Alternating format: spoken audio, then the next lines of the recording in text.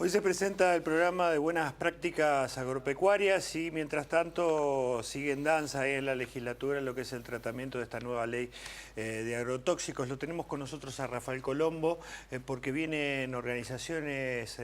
ambientalistas, ecologistas a Casa de Gobierno. Le van a entregar una carta al gobernador hoy. Rafael, ¿cómo andás? ¿Qué tal? Muy buenos días. Sí, efectivamente se le va a entregar una carta al gobernador de la provincia en representación de lo que es el colectivo Paren de Fumigarnos, que es una multisectorial compuesta por más de 120 organizaciones de toda la provincia y que, bueno, que en los últimos años se viene batallando incansablemente en relación a la reforma de la ley 11273, mal llamada de fitosanitarios, y bueno, y al mismo tiempo cuestionando un poco el lanzamiento del programa Buenas Prácticas que se lleva a cabo en un par de horas en Casa de Gobierno. ¿Por qué lo cuestionan?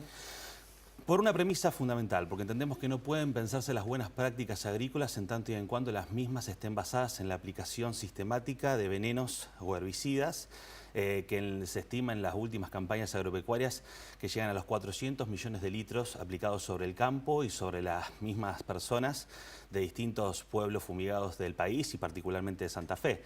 Si las buenas prácticas están basadas en este uso indiscriminado de herbicidas que manifiestamente producen un daño sobre la salud y el ambiente y que, de acuerdo a organismos internacionales como la Organización Mundial de la Salud, particularmente en el caso del glifosato, se estima que es posiblemente cancerígeno, entendemos que es un eufemismo bastante cínico hablar de buenas prácticas en este sentido. Ahora, digo, de lo que habla este programa, este manual, digo, no es de justamente, a lo mejor, regular justamente el uso de estos agroquímicos o ponerlo de alguna forma en caja respecto de cuál es una correcta utilización, porque también se habla de que muchos de los problemas que se han generado vienen por desconocimiento o por mal uso de estos productos, ¿no? El programa Buenas Prácticas surge como una intención de política pública del gobierno nacional, del gobierno de Cambiemos, y que lamentablemente la provincia de Santa Fe, en lugar de desmarcarse, como viene haciendo en otros sectores de la política pública provincial, lo imita a modo de espejo. Entonces, tanto la política del Ministerio de Agroindustria, conducida por el secretario Echeverre y la ministra Siciliani a nivel producción en Santa Fe, llevan a cabo un programa de buenas prácticas basado en el monitoreo, en la aplicación de los usos tecnológicos. También en los usos tecnológicos pensar en que las utopías tecnológicas nos van a resolver los problemas de fondo cuando eso no es tan así. Pero en líneas generales plantean un mayor nivel de control y la utilización de determinados sistemas de monitoreo en tiempo real a los fines de controlar cómo se llevan a cabo estas aspersiones. Digo, yendo al tema de la tecnología, Rafael, digo, una de las cosas que se plantea, por ejemplo, es que por ahí utilizar un dron para lo que es justamente utilizar un dron para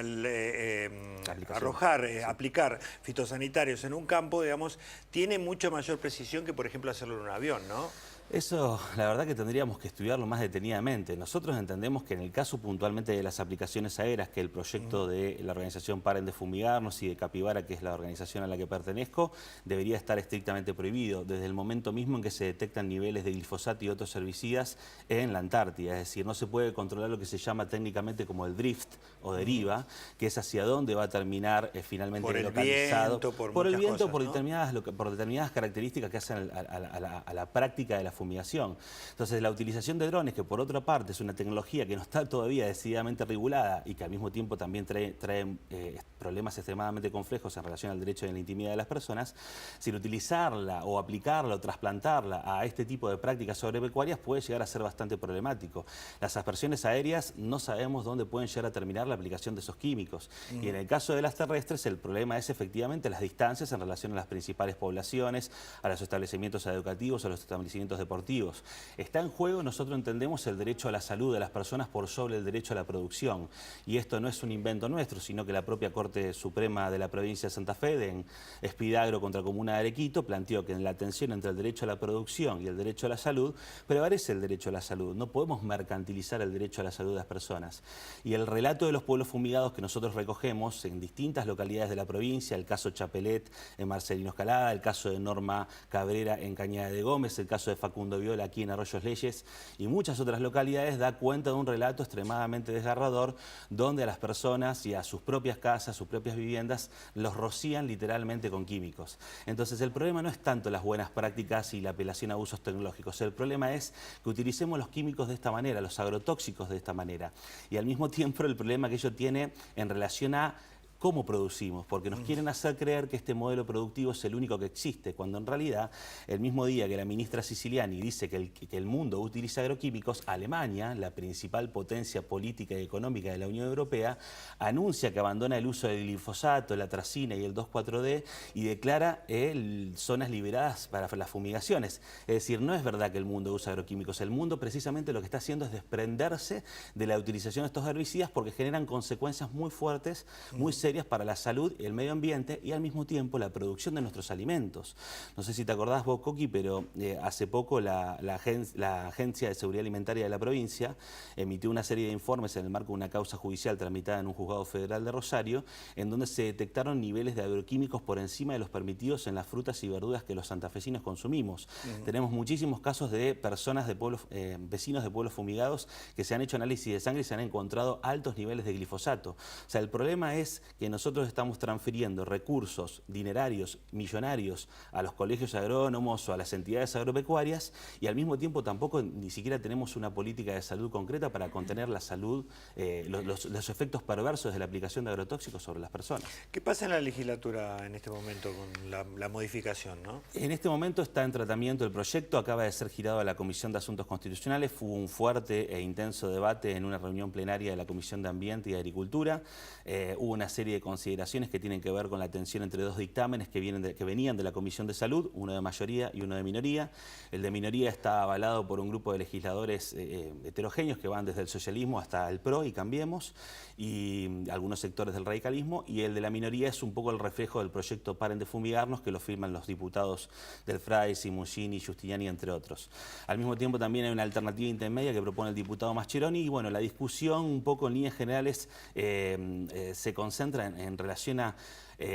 cómo regulamos desde la provincia determinados estándares mínimos para que después los municipios y comunas no puedan reducirlos. Por ejemplo, si establecemos la prohibición de las fumigaciones aéreas, que un municipio y comuna no pueda después permitirlas. Si establecemos un mínimo de 3.000 metros de distancia para la aplicación terrestre en relación al ejido urbano, en relación a escuelas o otros sitios sensibles, que los municipios tampoco puedan reducirlo nuevamente, establecer zonificación. Sí, hacer una ley cumplible, ¿no? Una ley cumplible de orden público y que no sea, que no dependa de la adhesión de los municipios y comunas. El diputado Mascheroni muy atinadamente planteó que para instalar una industria tenés que hacerlo en un área industrial, para instalar una farmacia tenés que pedir una autorización a un municipio o a una comuna, pero si queremos arrojar veneno sobre un campo no tenemos que pedir la autorización a nadie. Verdaderamente lo que está ocurriendo en la provincia en relación a la 11273 es una mora bastante escandalosa si atendemos a lo que está pasando con los pueblos fumigados. Y al mismo tiempo, lo que no podemos dejar de mencionar, bueno, en este caso como abogado, es que tenemos un marco normativo constitucional con rango internacional, con jerarquía internacional, en materia de ambiente y derechos humanos, que no es de libre disponibilidad por parte de las autoridades. El artículo 41 de la Constitución establece una exhortación muy precisa a las autoridades de los 3 poderes del Estado para que legislen en favor del ambiente, la salud humana y la diversidad biológica. Por lo tanto, y al mismo tiempo las legislaciones en materia de presupuestos mínimos. Si de última no nos podemos poner de acuerdo acerca de si estos herbicidas producen un daño a la salud, es decir, si existe una controversia científica, si de última llegamos a una discusión hacia ese lugar, lo que hay que aplicar es el principio precautorio en materia ambiental, que dice precisamente que ante una incerteza científica en relación a si una actividad humana, una determinada aplicación